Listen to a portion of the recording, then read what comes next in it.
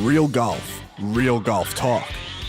This is Play It Where It Lies, a Bash Brothers Media golf show and podcast.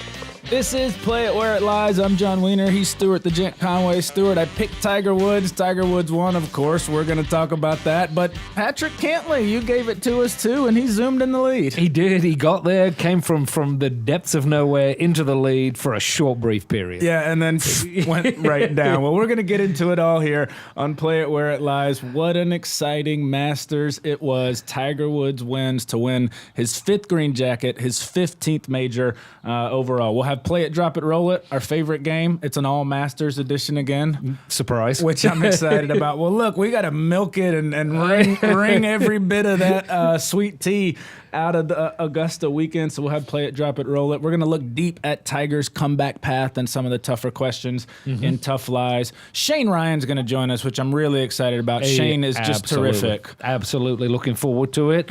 Slay the Tiger. Yeah, Slaying the Tiger was Shane's big book. It was a New York Times best-selling author based on the whole idea that Tiger was dead, and here was this new generation that he created, and we saw all of that flipped on its head on Sunday. We'll hand out our Play It Where It Lies awards again at the end of the show and have some punch-out. Stuart, I saw the worst golf shot I've ever seen this weekend, and I can't wait to tell you about it. I'm looking forward to it. It was the worst shot I've ever seen. The tee shot ended up behind him, way behind him. Yeah. Let's get to our tee shot, of course, and this Play It Where It Lies. You can get us on Twitter at Bash Bros Media, Facebook.com/Bash Brothers Media. We are video, so you can watch the video with this cool screen behind us and all the graphics below us, and me and the gents' pretty and prettier faces. You can see that on Facebook and see it on YouTube, and of course, you can listen to the podcast version on Spotify, iTunes, Podbean, and all your podcast platforms. Stuart, Tiger Woods wins the Masters, a fifth green jacket, a 15th major. How would you put it into perspective, what we saw yesterday and what that meant Tiger's win? Well, so many questions answered. I think that's the main thing about Tiger. Tiger answered every question. He came, he played golf. He was the best player at the tournament in the end and won the tournament. I mean, it plain and simple. He was just excellent from tee to green. He didn't make any penalty shots that I can remember. He putted well enough to win. He didn't putt spectacularly, but well enough to not three putt, but I think it was once. Well, and you talked about it last week, that the three putt avoidance, that Tiger's, ability to hit those 5 and 6 footers would keep him from winning.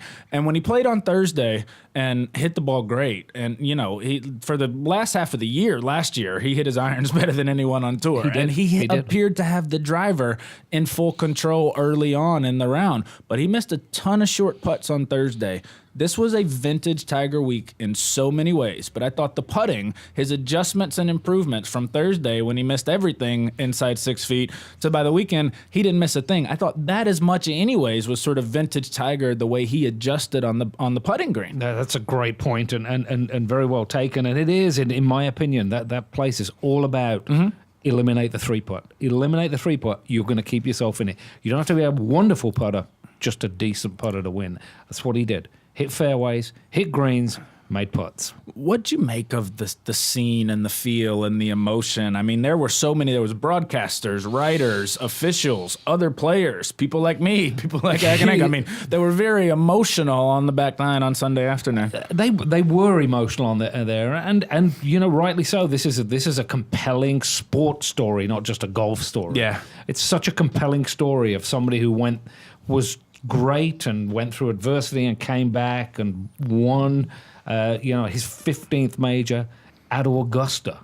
11 years after winning a major, 14 years after winning a Masters. I mean, it's hard to comprehend, and in some ways the images and the pictures, CBS is great, with him, the montage that they showed back to back of him hugging Earl Woods in 97, and then the same spot 22 years later, hugging his own children after he wins at Augusta. I mean, you talk about human interest and circle of life and all that. It couldn't have been any more poignant. It couldn't. I mean, and as you say, this is it, play it where it lies. He played it where it lay. You know, he had his family around him. Everybody was supporting him. It was a terrific experience to watch, to be a part of, really. I mean, we'll all remember this like we remember 86 and other great times in golf where we watched it and where we were when we watched it happen. And to compare it to 86, I think it's different and kind of is elevated above 86 in a couple of ways. And we'll get into that, but it goes to the comeback for Tiger. And I think we have to keep in perspective that this is not just an old golfer who was passed out. This was not just about Tiger's injuries and his body. This was about Thanksgiving in 2009. This was the fire hydrant. This was Ellen. This was the DUI arrest. This was personal humiliation. It was Hank Haney's Big Miss book. It was this personal fall from grace that Tiger experienced that Jack never had to deal with. Correct. You know, in terms Correct. of, so this was a story of personal redemption. This was mythological in a way, in terms of the hero myth, in terms of that great, you know, really fall from the sky. This was Icarus and flying too close to the sun. And I think that's what put this comeback to a different level yesterday. Is it was not just the injuries in the golf and an old guy. It was the personal story of Tiger Woods. Oh, indeed. You know, I mean, it's a great point, and I think that I was speaking with someone yesterday about it afterwards, and my point was this wasn't just a comeback. This was like the birth of a new human being out there, a person who has really changed his personality and changed his view on golf and life, and is now, I think, going to be more accepted because of it. I thought you have spoke, you know, brilliantly in the past about how you yourself have come around on Tiger Woods, Yes. you know, in terms of being able to root for and relate to him a little bit. And I think fallibility shows that in all of us. You know, Yes. we relate to flaws, and we'll talk with Shane Ryan about it coming up in the show here on Play It Where It Lies. And he's going to have some awesome perspective on that sense, I know, in terms of Tiger's, you know, personal turnaround. To go back to the round and what Tiger did. I thought the key, Stuart, was you talk about three-putt avoidance. He got a lot of breaks in the trees. Now, he hit a bunch of drives that were way off and that he got breaks. But the shots that he hit out of the trees, I thought really turned his round on Friday and Saturday, making birdie on 14 from where he did. But he hits it, you know, way right on 11 both days, and he's able to get it on the green. I thought Tiger's, his escapability, his penchant for hitting whatever shot he needed to get him back in the right spot was vintage Tiger. But I thought really the key to the weekend is he avoided that big number and hit so many magical shots out of the woods. He did, and key again. You know, I mean, it's Hank Haney's thing. You know, penalty shots, keep away from the penalty shots, keep away from the three putts. You know, I totally agree with that. Tiger is his course knowledge and his ability to know where to hit the ball on that golf course, where to miss it, and then when you've missed it, where to hit it afterwards. It's paramount to play in that course. He does it better than anybody. And he talked about, again, plotting his way through Thursday to Sunday, and even Sunday judging the situation. We'll re-tee it now, and the opportunity to say, hey, maybe you want to do that again. I don't think anybody wants a re-tee more than Francesco Molinari on the 12th hole. How surprised were you? I was very surprised because he held his lead. He increased it at 1 point to 3, went back to 2, and, you know, I don't know what happens to somebody when when it goes there. You know, I don't want to get into Tiger intimidation at this point. We're talking about Molinari. I mean, he just he lost the Masters on that hole. And anything that happened there on that is in his mind. I've just messed that hole up, and I shouldn't have done that. Why people do that? Pressure, stress, whatever it might be, the moment, no need to do what he did. Well, it was interesting because Koepka hit it in the water. Poulter hit it in the water. Yes. Finau hit it in the water. Koepka made a pretty darn good swing, and it didn't get there. Yeah. And all the credit in the world to Tiger for seeing all that, adjusting. He went a club up and said, no, I'm just going to hit it right over that bunker. But it was, I think the point for everyone, the turning point for Tiger was Molinari going to flinch? You know, and I think you're right. Once he hit that ball in the water on 12 and Tiger was able to make 3, hit a big 4-footer, Molinari made 5. After that, Did you feel like it was Frankie Money's time, or when they walked to 13, I looked at Hack and Hank and I said, doesn't Tiger have to win this now? Oh yeah, that was it for me. It was, now the only person I felt still, and he was the person I felt posed the biggest challenge to everybody was Koepka. I thought he was the biggest challenge to everybody entering Sunday. Yeah, and he was playing well enough even at that point to get close enough to Tiger to make it an interesting finish. And it was only one shot in the end. That goes back to, I think if Tiger needed to make a 4 on 18, he was going to make a 4. That was what was so remarkable for Tiger is, even early in the round, when Molinari started to pull away a little bit, Tiger flagged 1 on 7, made birdie on 8. He kind of got himself back in. It was very, to use the Tiger analogy, he sort of plotted and stalked and waited and pounced and then killed and kind of, went through the whole situation. We also have a look on this, and nobody lost that tournament. Tiger won that tournament. Absolutely.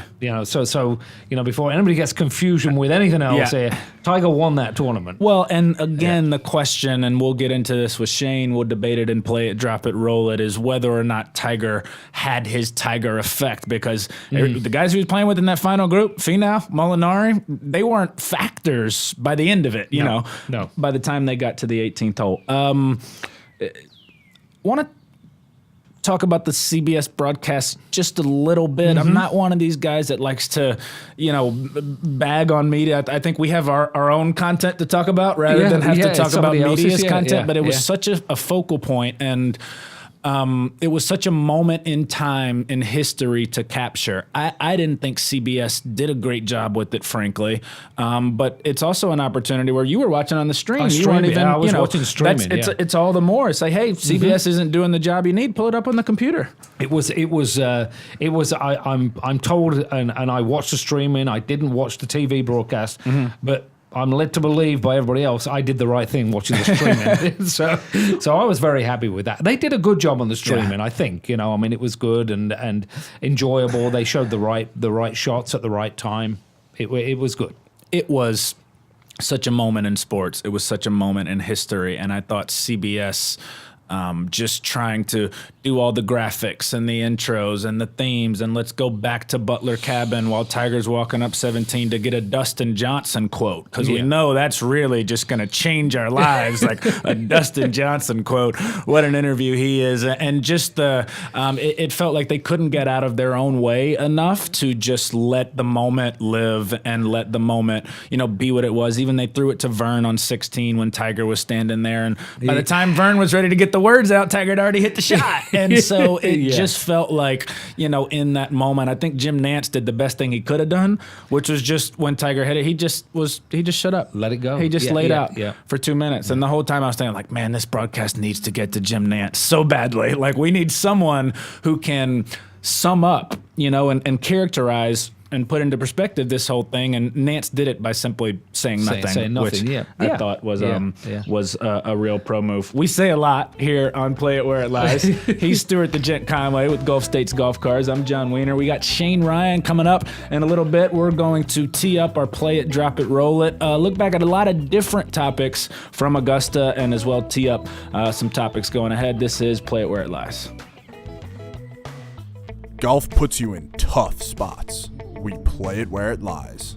I'm Stuart Conway alongside John Wiener here, and we're about to play it, drop it, roll it. My favorite segment here. Let's get right into it. All kinds of stuff. We tee up tough situations, tough calls, and we got a call whether we'll play it or drop it. Try not to roll it ever, but sometimes we'll just see. Tiger's presence affected Molinari. Play it, drop it, roll it. I'm dropping it. I think the moment affected Molinari more than just Tiger. There was a lot of people around that were putting pressure on Molinari. At the point at the 12th where he hit the ball into the water, it wasn't just Tiger around him. So I'm going to say that's the moment I think he lost the Masters, and so I'm dropping it because I think it was the overall pressure. I agree with you. I think you're spot on. Drop it, because we've seen Molinari stare down Tiger before. Yes. We've seen Molinari beat Tiger multiple times.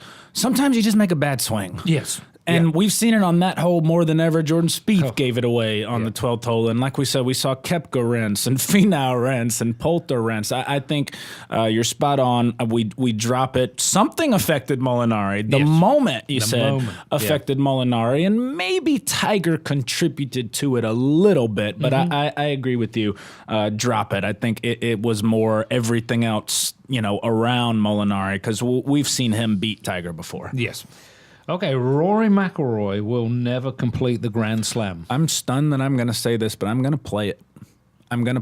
Wow. I wonder if Rory McIlroy can ever exercise his demons is not the right way to say it. I wonder if Rory will ever be able to overcome the pressure and the expectation now that's on him when he goes to Augusta. Stuart, he was dreadful this week early on. And I know he finished -5, but if you had to ask me right now, making a bet, Rory's 30 at this point. If he's going to win a Masters, I'm going to say no. So I'm going to play it that McIlroy's never going to complete the Grand Slam. It's hard to believe, but there's just something wrong with him at Augusta.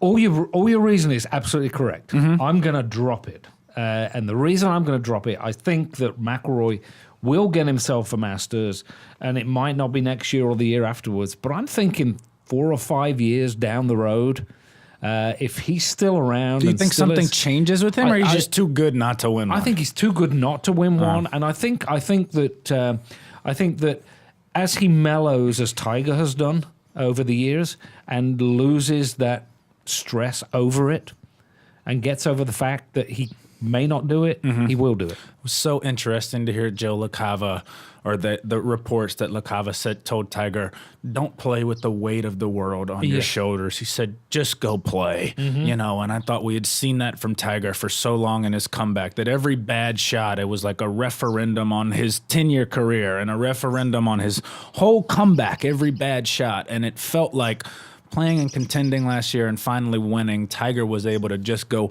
be Tiger again in a major. So we'll see if that does happen with McIlroy. I think it's a good point. But if I had to bet now, I would play it and say McIlroy will never complete the Grand Slam. Escapability was the key to Tiger's win. Play it, drop it, roll it. I'm dropping that one. I'm dropping it there because I think that everybody makes, as you just pointed out, everybody makes a bad swing. Everybody makes a bad shot every now and again, plays that out.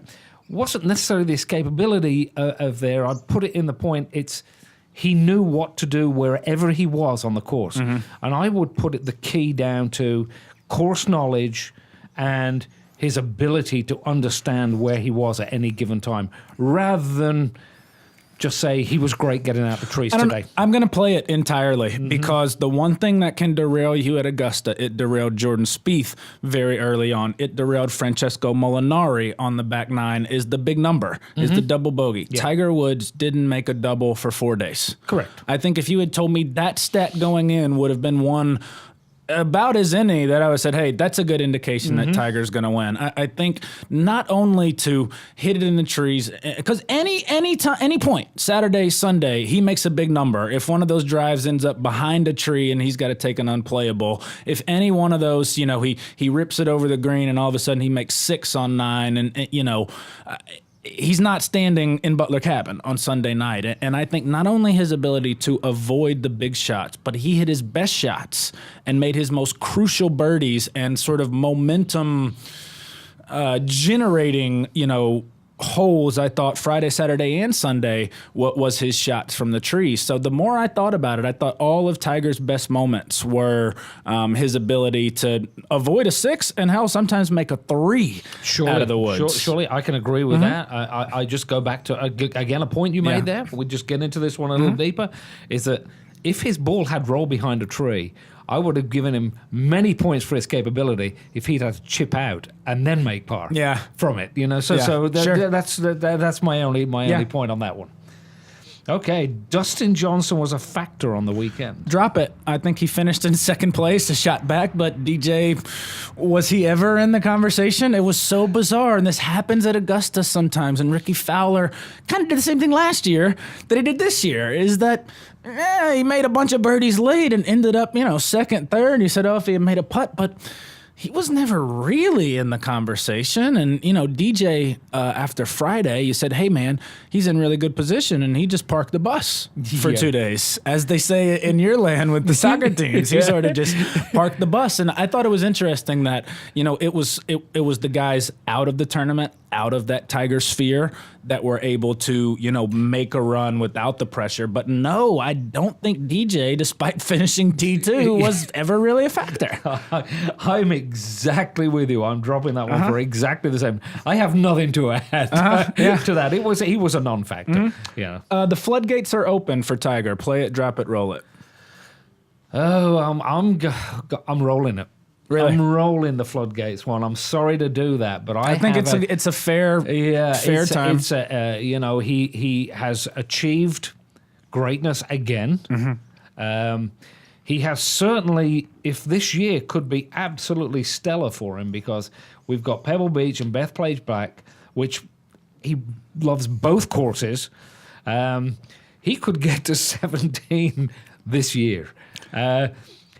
If he doesn't this year, I don't know. As years go on, I struggle with it. I'm going to play it because I think that Tiger was in a rare exception, because usually I'm not, and I'm very adamant about this, that floodgates don't just change. Generally, golfers stay the same golfer. Well, that's a pretty good thing for Tiger Woods if he stays the same golfer, because it's the guy who's won 15 majors and 81 wins now on tour. But I think that... like Ricky Fowler said, 15 would be the hardest, and I have long said that his ability to mentally win again, that as long as he was healthy, which he is, and as long as he has his game, which he does, that the Tour Championship contending, and then winning, and now winning a major, I think all bets are off for Tiger, and I think. Unlike, again, a Jack in 86, when you said, well, that was magic, that was a one-time thing. The Tiger that we saw this weekend was the Tiger of old, and I think one of the best players in the world right now. I mean, he's ranked 12th. He's going to go top 10, now. And I believe in every way, as I have for a long time, that once Tiger got that first one, he'd run off 2 or 3 in a relatively short period of time. You're right that if it doesn't happen in the next 2 years, but I don't know, Stuart. I mean, he looks fit. He does look fit. He looks if fine. Phil contended at 48, I think the floodgates are open. I think we are seriously back in that conversation. And go ahead, call me a fan, but I've believed in Tiger, but I've been right at every turn because he continues to prove that he does the impossible. I think 18's really in play. I think 18 is really in play. It could be, but that's why I rolled it. Yeah, all right, well. In there, Jon Rahm will win a major before Ricky Fowler. I'm going to drop it. I think Ricky Fowler's going to win one soon, and I don't know about this guy, Jon Rahm. I wouldn't be surprised. Rahm is so good. He's so immensely talented that no matter that if you don't like him, which interestingly most people don't, I'm finding there's a lot of animosity towards Jon Rahm amongst like the American group, and I'm not sure why. But I think that Ricky Fowler will win a major before Jon Rahm, so I'm going to drop that one. Yeah, it's this one here. I'm going to play it. Really? Yeah, I am going to play it. I think Jon Rahm has all the weapons. I just think he has a little immaturity, and I think that, and I mean immaturity in the game of golf, and his temperament. Yeah. And which is, I think his temperament is why that people are a little turned off by him. I think that so little too. anger and thing on the golf course. It's. They don't like it even with Patrick Reed. Golf is not the game where you whine and complain. That doesn't go down well. I think Rahm, as he matures, is not going to be the flash in the pan. He's going to be the player that comes along, and 2 or 3 years down the road, I think that's when you'll see Jon Rahm there. Ricky, I don't know. It's more of the same. It's like just, there he was, nice T3, give the winner a hug outside Butler Cabin, run the commercial a couple of times. Great guy, great golf game. Yeah. Great golf, just really good mortgage commercials. What's he got now? 6 wins? 6 wins on the I think five or six wins. Yeah. Alongside, the greats of. I think Ricky will get there before Rahm, but it's an interesting one. Will Bardwell, and Will does such great stuff. This is like the second time we're referencing his articles. Wrote a piece comparing Ricky Fowler to Fred Couples. Okay. And I thought it was a great comparison in that Couples was always assumed with the great looks and the talent and the panache for the game that he would win 3 or 4 majors. He never did, but he was still sort of afforded, this Hall of Fame status. Couples is one of the more controversial Hall of Fame people because he won like 15, 16 times in one major. Yeah. We can see sort of, 10 years, like looking back at Fowler having a Fred Couples kind of career, which is in a lot of ways good, but you really look at what Couples did and you said there could have been a lot more. There could have been. Yeah. I mean, Freddie was a different character altogether. Freddie was the lovable character. Everybody liked Freddie. Everybody likes Ricky. They do. They do. I thought it was good. Yeah. I mean, being Fred could be worse than being Fred Couples. I think that's the point, was sort of Ricky and Fred both. Okay, I'll cue this one up for 5 you. wins, though. 5 wins. No, I know. I know. Where you at, Ricky? It's like the world is waiting. I watched a lot of Live from the Masters this weekend on the Golf Channel. Simple one here. Play it, drop it, roll it. Brandel Chambly analysis. So I'm playing this because I think that's the right way to say it on this one here, because I love Brandel Chambly. I love the fact that he says what he thinks. I love the fact that he is so knowledgeable about everything he says. There is deep thought given and research given to every one of his words that comes out of his mouth. Yes. And we should respect that, whether we like what he says or not. I love Brandel Chambly's analysis. I'm going to play it also. And Brandel has grown on me from the point of not really liking him at first, that I think because a lot of people sort of, he rubbed people the wrong way. I think Brandel Chambly is the best analyst on television in any sport. Couldn't agree more. I think not just golf. I think Brandel Chambly is must-see television. Stuart, he's so good. As good as David Duval and Frank Nobilo and Jaime Diaz and Tim Roseford and all those. Brandel is on another level in terms of the depth, in terms of the preparation, the statistics, and the charisma with which he says things and the confidence. And he's feeling himself now because he knows where he's at and has garnered that respect, so he can kind of double down on calling out Brooks Koepka. But I think that. I think Chambly is just sensational. I agree with you. I watch Golf Channel, and I just, whether you agree with it or not, and whether he's right or not. I mean, there was some gibberish that came out of his mouth the other night about Brooks Koepka not being as good as Nick Price. I was like, oh, wait a second. And he kept going back to Nick Price. It didn't matter because it just, there was so much authority behind what he said. I agree with you. I think the whole broadcast is great, but I can't get enough of Brandel these days. Oh, yeah, I'm totally with you. We got one more. This should be a good one. Okay. Tiger is the greatest golfer of all time. I'm going to play it. This could be a generational thing. I think the era in which he's played and playing, I think the total PGA Tour victories that he's got over Jack is significant. I think the amateur career is right there with Nicklaus's and maybe even surpassed Jack's, which is hard to believe. I think Jack's got him obviously in the 18 to 15 category. That's the big one in Nicklaus's favor. I think heads up at their best, Tiger beats Jack. This could be a generational thing. I'm going to play it on Tiger being the GOAT. Well, I might surprise everybody. I think he is too now. Really? I'm playing it. Yeah, this one did it for me. Just the way he won it, the way he played, his ability, to make those shots when he had to make the shots. And it really took him over the top for me, not least of which being the greatest golfer of all time.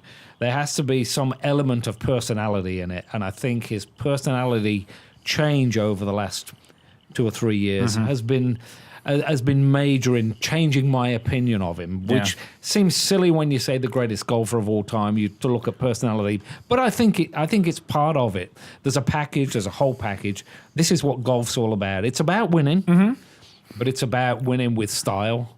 And this is what I always thought Nicklaus had over him, was winning with style, and humility.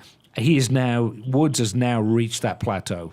And I think this is it for me now. This 15th major put him over the top for me as the greatest golfer of all time. It's really well said, and I think the way that he won, coming from behind for the first time in his career, showing he can do that also, and just fitting in some ways that he would have to come back on Sunday as he has come back since really, again, this was the injuries. This goes back to Torrey Pines and the broken leg all the way through the fire hydrant on Thanksgiving night. It is that comeback in every way. And for him to come back on Sunday, in vintage Tiger form, though, in so many ways, I think for a lot of people, kind of was the clincher in terms of putting him over there with Jack. Can Tiger catch Jack? We're going to examine that in Tough Lies and look at Tiger's comeback pass. Shane Ryan, still to come, New York Times bestselling author of Slaying the Tiger. We're brought to you by Gulf States Golf Cars. You go on Twitter at GS Golf Cars, gsgolfcars.com on the website. Go see Sid and, of course, our pal Stuart the Gent Conway. This is Play It Where It Lies. The good, the bad, the hard in golf. Play it on your phone, play it in the car. You can play it on the course. Just play it where it lies. He's Stuart Conway. I'm John Wiener, and Stuart the Gent Conway. I cannot wait to tell you about, in our Punch-Out segment, the worst golf shot I've ever seen in my life. Yeah, well, we saw one of the Masters. Oh, so we saw Zach Johnson shot of the Masters. Yeah. It was kind of that, but an even worse version. Okay. I would just tease it. And in fact, I saw the video and I quote tweeted. I was like, Zach's got nothing on what I saw today. Yeah. Also, I saw some interesting things it was a short trip to the course on Friday afternoon, but man, you see a lot when you go to the golf course. And that's the whole point of the show again, not just the game we play, but the lifestyle we lead. And, again, golf always putting us in tough spots, weird situations, kind of how you deal with them all. And as we get into our Tough Lies segment, and I think all of that really applies to Tiger Woods. Now, not a guy who faced adversity, it felt like, at any point in his pro career. Now, obviously, growing up for Tiger, being an African American in the game under Earl Woods, we know that part of the narrative. But I want to go back to really Thanksgiving night in 2009 because the last major win for Tiger was 2008 when he won at Torrey Pines and on a broken leg, and he had surgery, was out the rest of the year. Remember, came back, played in the majority of that season in 2009, and then Thanksgiving night he hits the fire hydrant, the broken back windshield, and then all of the stuff starts pouring out with the women and the sex scandal, and it was hard to believe, really, Stuart, what was happening then and the path that would unfold for Tiger after that. All of that into consideration, right? What stands out to you about the comeback? Like, what's the most impressive part of it for you from all the way back to that night, Thanksgiving night, and the personal fall from grace, everything that he went through with the body and the golf and the injuries itself, to where he was on Sunday? It's always been to me about his personality change, really, his acceptance in life, the way he's managed to move on through it, probably without forgetting it. We don't know him personally. I don't, can't read his mind. What would appear, though, he's worked his way through everything, and I think that's made him a stronger person, a stronger human being. I don't want to get too philosophical about it. Sure. But that has been the most impressive thing to me. He was the greatest golfer. He was a great golfer. He's not a saint by any means, and he's not exactly easy with everybody. Yeah. But that's been, he's not. He was never going to lose his ability to play the game. I thought about that a lot, and I think it's important to consider the personal element of this in a comeback in every way. But I think what's most impressive for me for Tiger is actually the way he's gotten his game back and the way he's recovered from the chipping yips specifically and the way he's straightened his driver out now to where he can hit it. Because let's be honest, people have recovered sort of from public humiliation before and found redemption. It is a quintessential American story. And in terms of his health, he has worked his ass off in every way to get his body back, but I won't say he doesn't have responsibility for the fusion surgery, but that was, it was a bit of a medical miracle. So you had those things as kind of outliers, and things that, okay, well, if you get the right treatments and, America can be forgiving. But I'll go back to Brandon and said, you never see someone recover from the chipping yips. For a guy who's not been able to find the fairway, to do what he's doing with his driver and put himself in play, I honestly think, and I wouldn't have expected to say this, but when I really thought, like, what was the most difficult thing for him to come back with, what he had the most agency in controlling, I actually think it's remarkable that he got his game back to the complete game that he needs to win at a place like Augusta, even more so than the personal redemption and his own health. Yeah, all valid points, great points in there. With his game, I'll take you back to Butch Harmon, where he was a great player. Mm-hmm. With Hank Haney, who he won most of his majors with. Mm-hmm. And then he fitted around with, Hank Haney always says that he always wanted to tinker with something, change something, do something.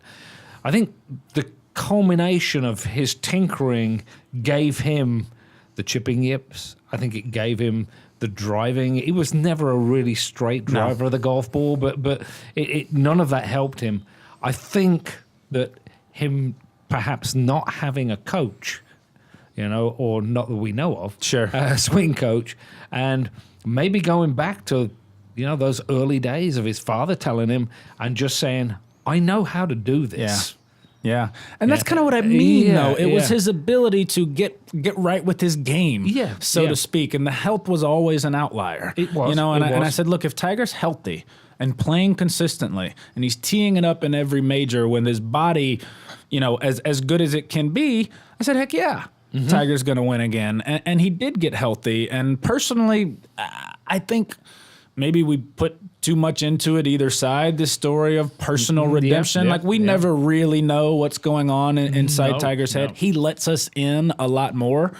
But to be able to transfer, I think, his game, and as you said, kind of get it all back after it was all lost. I mean, the irons were a mess. The tee ball was worse than ever. The way he even got his putting stroke back from last year to this year in terms of where he's ranking with the flat stick. I just...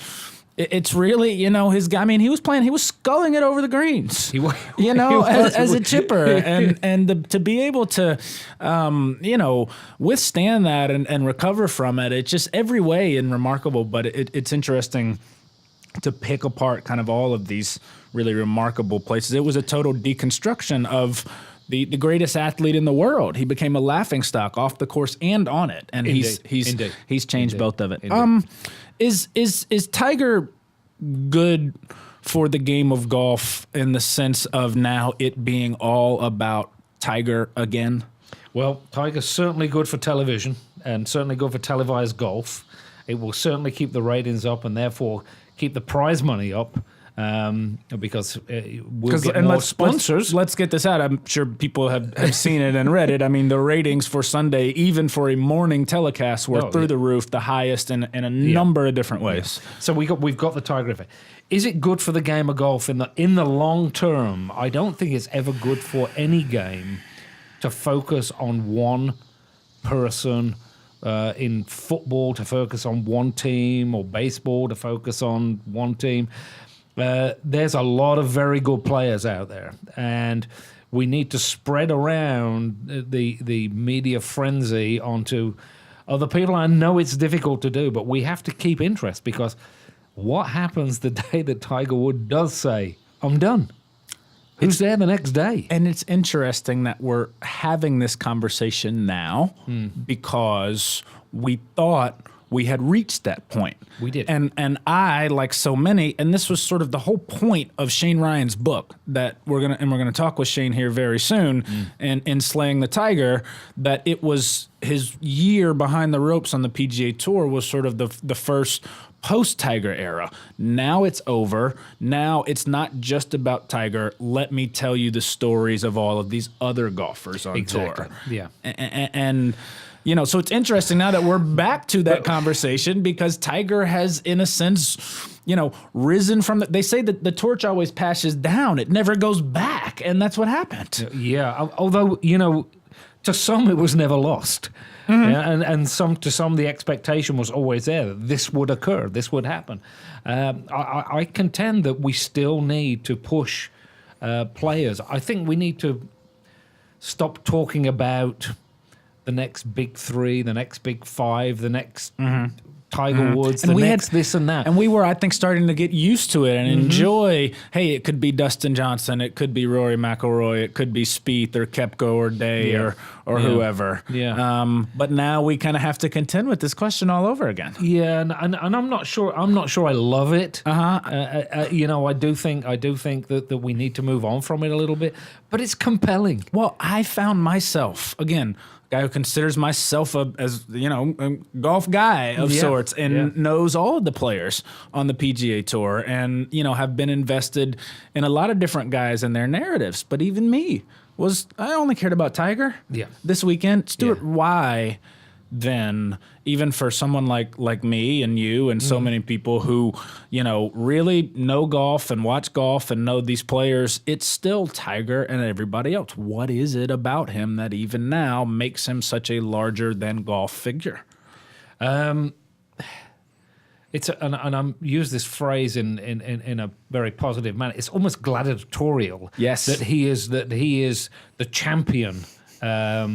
Of There is a gladiator feel to it a little bit. Yeah. This invincibility, even though he showed that he wasn't invincible, we still believe that he was invincible, and that he was going to rise again and do it, and he did. Well, and that's what makes this, and people have said it for a long time, one of the great stories in sports history yes. is because he was already the most popular, greatest athlete ever, and he fell from the sky. And, literally, Icarus flew too close to the sun, and he's risen from the grave. It is almost biblical. Yeah. It is very mythical. It is biblical in a way. It is gladiatorial, if that's a word to use yours.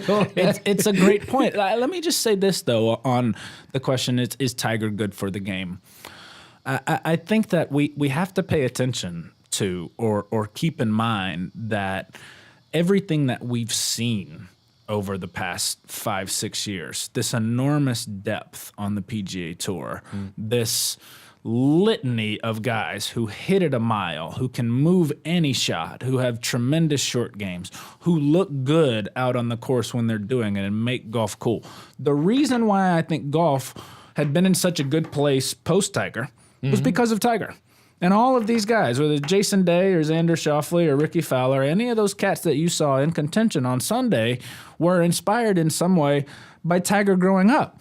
So I think it's a present and also future conversation. At the time, we had the same conversation in the early 2000s. We said, man, it's only Tiger. It's all about Tiger. We need other golfers. He spawned other golfers. He spawned a whole generation 20 years later. This flips it on its head a little bit. I'm not saying that now all of a sudden Tiger's going to inspire yet another new generation of golfers, but is Tiger good for the game in sort of his dominance? I think we have to remember that part of it too, that, hey, there is this element that we're seeing in evidence right now of how he inspired, the tour. All those players who you mentioned there were all, Tiger prodigies. Yeah. They were all there. You're absolutely correct on that. And yeah, but it's going forward. We always have to remember that this game is going to exist 10 years from now, 15 years from now, hopefully, 20 years from now, and where we go and what we do to the game because of the focus on the one individual again. Yeah. We didn't focus on Jack like this. No. And it's a perfect storm in a lot of ways. Yeah, it is. I mean, it is. He's very early on for Tiger. He was, him being an African-American golfer. I mean, let's get real. And a quarter African-American. I mean, Tiger sort of African-American, Sure. Asian-American. Yeah. His... there was a perfect storm then, certainly, with being a black golfer, and as far as he hit it and the Nike stuff and the fist bump, I mean, it was a perfect storm then, and certainly now with 15 majors and 81 wins behind him and everything else, and this personal redemption story. Yeah. It's all the more reason we're going to focus on Tiger, and that's why everybody called yesterday, maybe one of the greatest days in sports history. You and I know going ahead to Bethpage in a month, he's going to be the only conversation. Oh, absolutely, absolutely. He's going to be the conversation now, and everything that he does this year is we're going to give up on it this year and say this year is Tiger's year. That's how it used to be. Yeah. That's how it used to be. Yeah. It was when Tiger showed up every week. It was will Tiger win this week? It was Tiger's the favorite, and a lot of times it was Tiger knew he was going to win. They knew he was going to win, and he knew you knew. And I thought that's the Nicklaus effect. That's what Nicklaus always said too. I thought we saw a little bit of that on Sunday, and David Duval has a great line that he refrained when all of these, Duval's a guy who more than anybody went up against Tiger in his prime and had the scars to show for it, and all these young guys say, I wish we could have or could go toe-to-toe with Tiger at his top. And Duval said, oh, really? He said, no, you don't. He said, you sure? And I think you saw a little bit of that on Sunday. A guy who has as good a perspective as anybody out there on Tiger Woods, New York Times best-selling author of Slaying the Tiger, Shane Ryan, coming up next here on Play It Where It Lies. When golf gives and takes away, you play it where it lies. This is Play It Where It Lies, and happy to welcome in right now, alongside Stuart Conway, I'm John Wiener, and we're joined right now by Shane Ryan with Pace Magazine, of course, best-selling New York Times author of Slaying the Tiger. And Shane, Tiger was anything but slayed. He did the slaying yesterday. He rose from the grave, so to speak, and won the Masters. Thank you for joining us. How would you describe or put in perspective what we saw and what we witnessed yesterday? Yeah, it's almost hard to put in perspective, or it's hard to keep perspective, I guess. What we saw is just one of the most incredible things I've ever seen in sports. Can't even limit it to golf, really. I thought, of course, I'm somebody who counted Tiger out probably 3 or 4 times. Most notably in 2015, I wrote this thing saying he's unequivocally completely done. And as you can imagine, I've been hearing about that extensively yesterday and today. So I didn't think it was possible. I think all he went through made it tough. I thought time made it tough. I thought his injuries made it tough. I think there are just so many obstacles in his way, and the resilience he showed to come back and win a Masters is, I just think it's completely stunning. Yeah, was there one part of his game you felt was key to the week? His consistency off the tee, where he hit a lot of fairways, his putting, where he really, eliminated the 3 putts. What do you think was the one part which was key to it? Yeah, I think you need all of those things, really. I think if you want to look at one moment, I think it's what he did on 12 versus what his competitors did on 12. And that comes down to experience. It comes down to course knowledge. And, I don't know if you want to say it's wisdom or whatever it is, but that was the difference yesterday in the final round, is that Molinari, Koepka, and Finau, all these guys, Poulter, went into the water. He didn't, and when you look at the double bogeys they made, that's the margin in the end. So, yeah, there's that. But like you said, the nuts and bolts stuff, he drove very well. He played very smart. He seemed calm. His putting was good. It never felt very spectacular, the putting, but it was definitely good enough. And he just outlasted, really. It felt like he outlasted the field, which is, again, not something he's been able to do for a very long time. And Shane, I thought it was, we've been trying to, is old Tiger, and we thought, that guy we'll never see again. But it was vintage Tiger in so many ways, from the 70 that he shot on Thursday, sort of the way he plotted his way through the tournament, even playing the situation sort of on Sunday, seeing it on 12, like you talked about, watching it all play out around him on 15. He said, he was really locked into all of it. And I thought maybe even we saw some of the old intangible from Tiger, sort of everyone in his immediate sphere kind of just falling off. I really thought in some ways this was, even though he came back for the first time in a major to win, I really thought it was vintage Tiger in so many ways in terms of those intangible things. What do you think? Yeah, I think you're right. I think what characterized Tiger's wins, his major wins before this, is that, well, first of all, like you said, he was always in front, which was different yesterday, but he was the one standing up while everybody fell around him, always. And a lot of that, we always attributed to intimidation, the Tiger effect, that people were seeing, okay, here's Tiger Woods on a leaderboard, and people really couldn't stand up to that. And he was so good playing with the lead. He would go into cruise control, he'd make the birdies where he needed to, and everybody else would just fail to challenge him. This was slightly different, but in a lot of ways, like you were saying, it's the same. He was the one who held on. I don't necessarily think that intimidation factor is there anymore. Mm-hmm. It might be again now. I don't think it was yesterday. But the pattern that played out was the same of everybody else made the crucial mistake and he didn't. And once it became clear that he had a chance to win, he was rock solid, just like the Tiger of old. And, we only saw him play from ahead for 3 or 4 holes, but when he did, it really was vintage. Yeah, I think that there was an intimidation factor, and I think on 12, you're absolutely right. I think when Tiger Woods walked up to the green on number 12 and stood there looking back at his playing partners, Yeah. trying to put it back. I thought that was a big statement in the round there. That was like, here I am, look at me. No, you're completely right, and that was a moment a lot of people are pointing to, and it's. We saw his swagger back a little, which I don't know if I've seen in a decade. And that's very cool to see. And I saw it on the 17th tee and the 18th tee.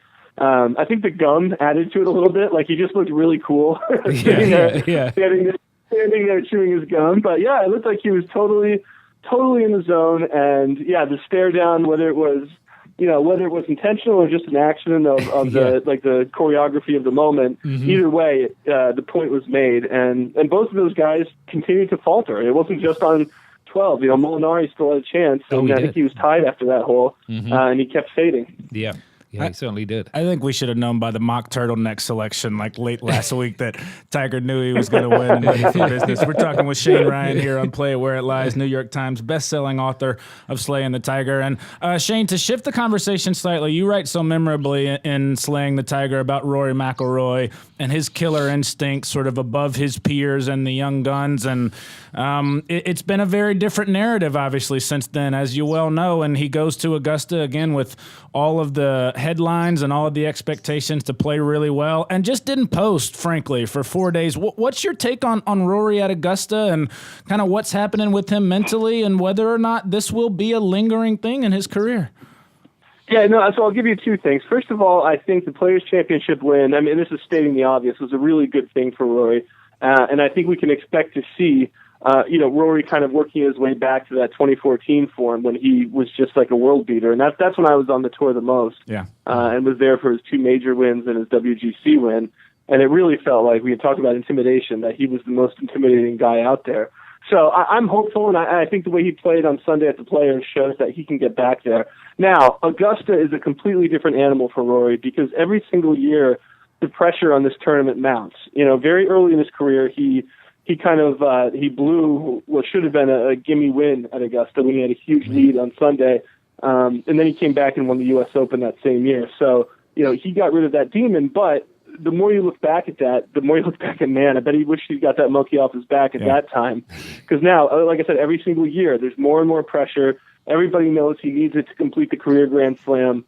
Every year he comes in and everybody's going to be talking about Rory. Is this the year? Is this the year? And it's just an incredible buildup of nerves and pressure, and I just don't see how somebody can really thrive under those conditions. So the two answers are, I expect Rory to win more majors soon, but I don't know if it's going to be at the Masters. I think that's a really, really hard ask.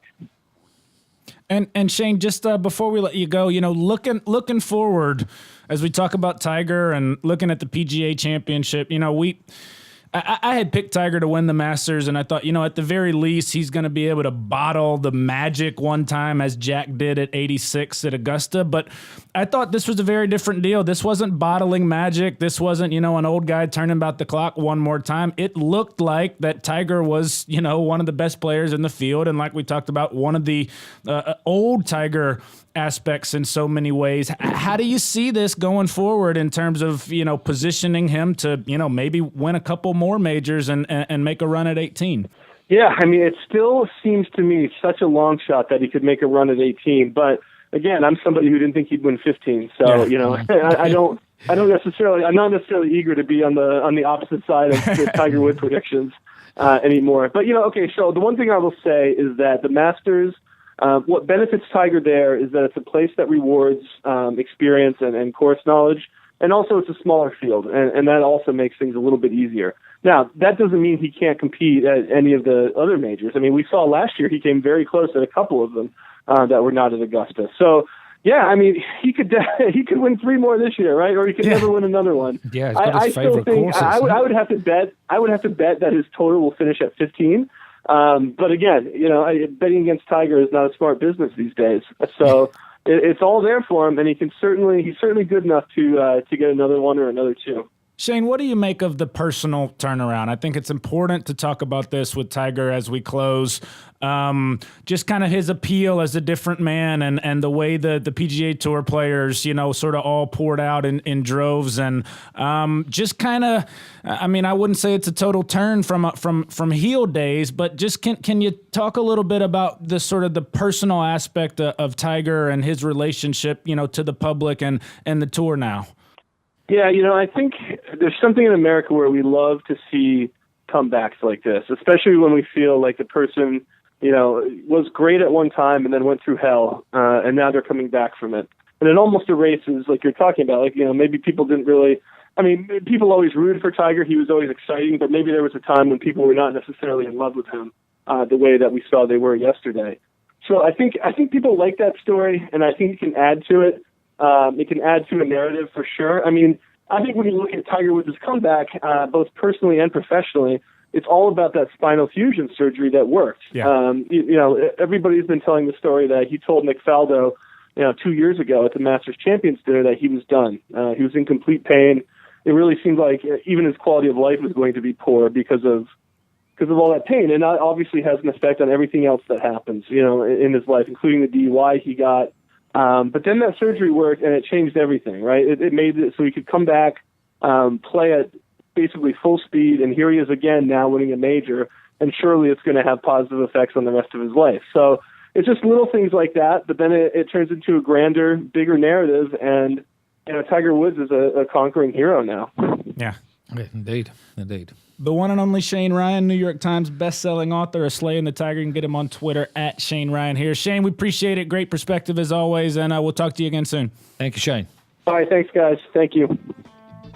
Shane Ryan. This is Play It Where It Lies. I'm John Wiener. He's Stuart Conway. More coming up. Thanks for watching, listening, and sharing. Tee it up with us every week on all the Bash Brothers platforms. This is Play It Where It Lies, and it's time for our Play It Where It Lies awards, John.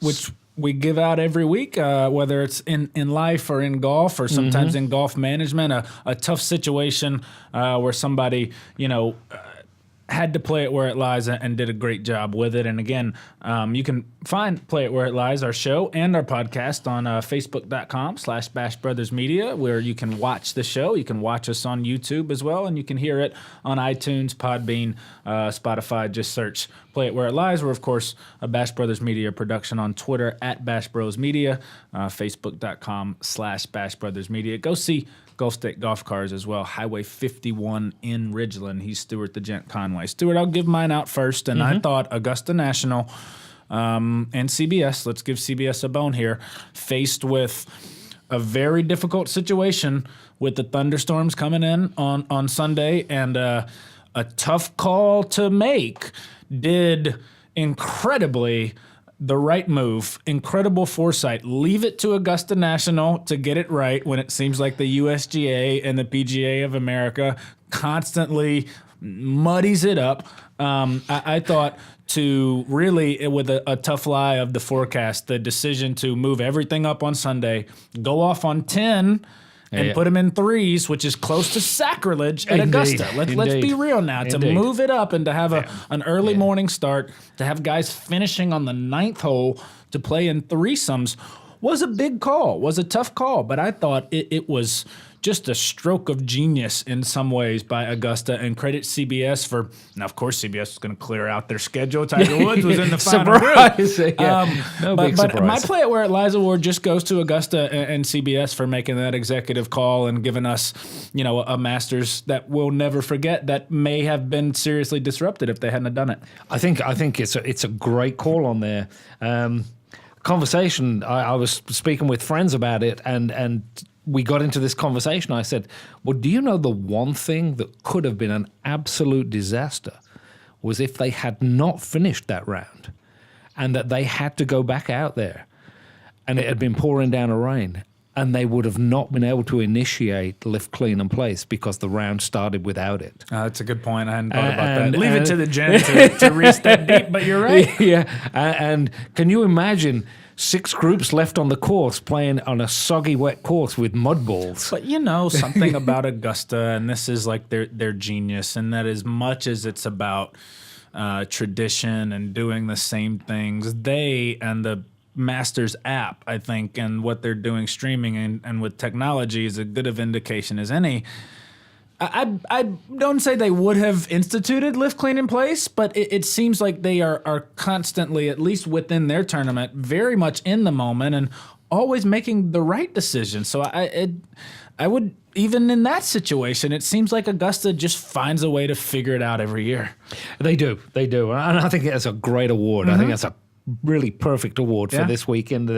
I'm going with the players who played in the final round of the Masters, the way that they embraced Tiger Woods' victory, the way they came out and stood there and applauded and almost paid homage to the king, and so I'm giving my award to them for just their generosity, their sportsmanship, and just their support of Tiger Woods for all he'd been through. It's a great point, and understandable in some ways. Again, like we talked about, Tony Finau and Ricky Fowler knowing the paychecks and the popularity that Tiger has created for them. But I thought it was kind of nobility and grace in a moment that I'm sure was difficult for them. Now, Ricky Fowler is nothing if not at the front rope on 18 to greet the winner. That's not him. He is. And I saw some people tweet that they were surprised that they figured Ricky was going to be boxing out Sam and Charlie, Tiger's kids, for like prime real estate hugging territory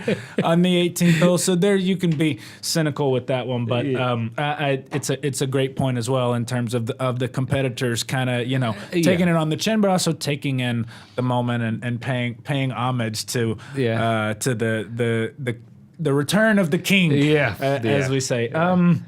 We'll get into our punch outs here on Play It Where It Lies. What you got, man? You got anything good? See anything good in golf? Got any good golf coming up?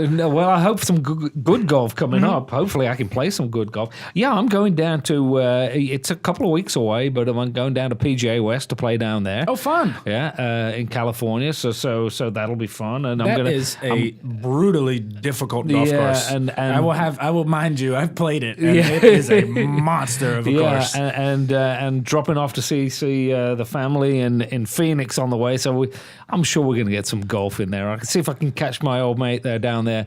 Joe Fronty used to play on the PGA Tour. He was a Titleist guy, and see if I can get him to take me out to somewhere. Oh, you've got connections in Phoenix. I know the Gent has connections in Phoenix.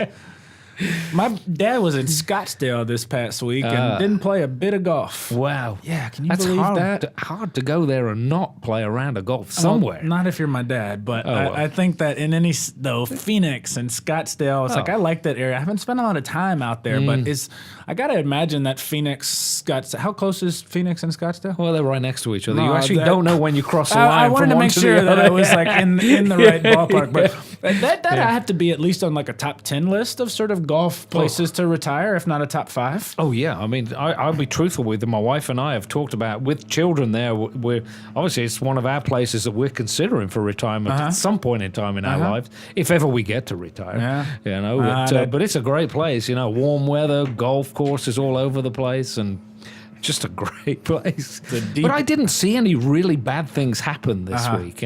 Apart from golf balls plug in and losing golf balls in the middle of the fairway because they're 6 inches under the ground. So I went out Friday afternoon because knowing that you would want to play on Saturday and Sunday, we went out Friday. I went with my buddy, and I'm not going to mention his name, but he was a former golf writer in the area who is no longer writing for anyone currently, but you know his name very well. Hit a tee shot that ended up behind him. Like 20 yards behind him. Now, how would that happen? Well, the only way I can think that would happen would be he maybe hit a tee marker in front of him. He hit a tree or a house. He did. No, he hit the tee marker in front of him. But it was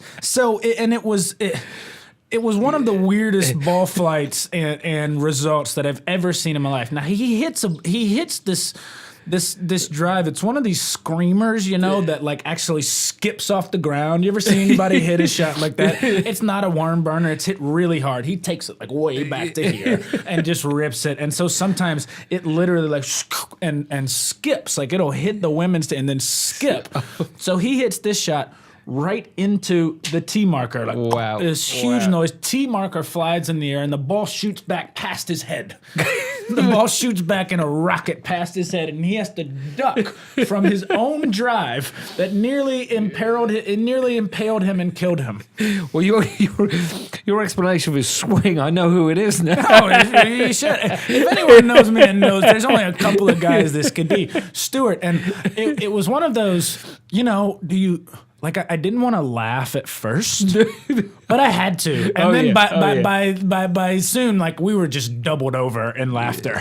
Like I couldn't tee the ball up, and it just was this on the first tee? It was on the 10th tee at Deerfield. Okay, it was on the 10th tee at Deerfield. So you're trying to hit, that right to left shot, and it shoots back past him, nearly goes back to the clubhouse. I mean, I've never seen a ball. What was so interesting is when it hit the tee, like we need Bryson DeChambeau to explain this. So it hits the tee marker and actually picked up speed when it came off.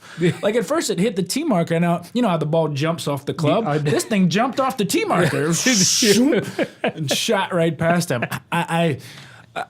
We had to laugh. Yeah, you did. I wouldn't have been able to contain myself. And I said, I'm sorry to laugh. He said, no, man, I'm laughing too. Like part of me felt bad, but I felt so lucky to witness what may have been the worst shot in golf history. It sounds like it. I mean, like duck. Just duck. Like when he's on the tee. Somebody has to send the bad news to Zach Johnson that he did not hit the worst shot. No, Zach Johnson did not have the worst tee ball Zach. That hit a tee marker. This one behind. Way behind. Way behind. If you're listening on the podcast right now, I'm doing that. Like way behind. Also, I saw so no chipping allowed. Right. This guy just put it down next to the no chipping allowed and just started banging wedges from like next to the practice green just into the woods. You ever seen that? Well, I have seen people chipping next to the no chipping sign onto that green. There's no chipping allowed. Oh, well, then that means I can just bang full wedges? Drivers or whatever. It really was. It's like, I don't know what it is, Stuart. It's like when you're a member, it's just like people think they just like own the course. They do. But yeah, you see anything on the golf course, the good, the bad, the hard, the great, the ugly, and that's what we love about the game, Stuart. It is. Did he have to play where it lies? He was playing it where you shouldn't have played it in the first place and where he hit it. I don't even know, man. Who knows? There, but for the grace of God, go out. Right? Yeah. It's like if I'm just gonna put him up, man. Yeah. Whatever your situation is, whatever your skill is, you drop it down, you bang it, and you play it, and that's what we live by here on Play It Where It Lies. What a Masters! What a great weekend it was. What a great weekend. One that will not be forgotten for a long time soon. No, I think it's up there with I was here when this happened. Mm-hmm. I think people will remember that. I was there when he won his 15th. Now you've seen a lot of major championships in your lifetime. Anyone more memorable? I mean, there's Turnberry, the Duel in the Sun. There's Jack in '86. Yeah, I mean, there's lots of great championships, and my mind unfortunately wanders off always onto adversary when I see. Mm-hmm. When everybody talks about things like this, I think about Doug Sanders missing that putt. Yeah. And I mean, I can see that jerky swing on the putter and walking after it all. It was like, no, there was no greater major tournament than this one. And let's keep in mind, it was not just Tiger, but everyone minus your boy Rory. And maybe we spend 2 seconds on that before we get out. But it was everyone else in the field. It was. It wasn't just Tiger. It was Jason Day, Dustin Johnson, Brooks Koepka. I mean, you name it. Cantlay was up there. They were all right there. Yeah, big shout out. So this time on the show last week, we gave out picks. I gave you a pick outright to win. Confident doubled down on it. 6 months ago, I said Tiger was going to win at Augusta. I've said it on air a number of times. And doubled down on it last week. Tiger won. Gave you Ian Poulter as a dark horse to ride at 100-1. Yeah, and yeah. Poulter was right there. I was cooking last week. I was sending them cooking. out. You were cooking. But you gave us the gent, Patrick Cantlay. And I was like, really? Patrick Cantlay, of all the names that you pull out of the hat? And then of all the names, he was leading on Sunday. He was leading. He had a great chance. Hua Tong Lee I gave, and he Yeah. was pretty close in the end. Rory, you know, Interesting. I don't know where to go with Rory anymore. Interesting with to it. hear from Shane Ryan that he agreed with me. He said, Yeah. look, I think he'll win more majors, but I just don't know if he'll ever win at Augusta. Shane put it well. How can you possibly play well? How could you possibly thrive under that immense scrutiny and negativity and doubt? Yeah, well, I think I'm just going to stick. I'm going to stick with my faith in Rory, and that at some point all those things will get out of his mind and get out of his way. And at some point, 3 or 4 years down the road, he'll be able to manage it. But he was a total non-factor this week. I hope so. And I have a hunch that he will not be a non-factor in the rest of the majors. Certainly not all of them, whether it's Bethpage or Pebble Beach or his home course of sorts in Portrush. In Northern Ireland. What a scene that will be. Great Play It Where It Lies show. Appreciate everybody for checking us out. Again, you can see us on Twitter at Bash Bros Media, where we post the full show. Facebook.com/Bash Brothers Media, where you can see the full show. And of course, you can listen to us on iTunes, Podbean, Spotify, Google Play. Speaking of sound, big shout out to our audio tech, Josh Clegg, Hack and Hank as well, our director and producer of the show. I'm John Wiener. As always, a great pleasure being with you, Stuart the Gent Conway. Great to see you again this week, John. Play it where it lies. As we always say, play it on your phone, play it on the course, play it in your car. Just play it where it lies. For Stuart, I'm John. Join us next week. Thanks for joining Play It Where It Lies, a Bash Brothers media golf show and podcast, driven by Gulf States Golf Cars.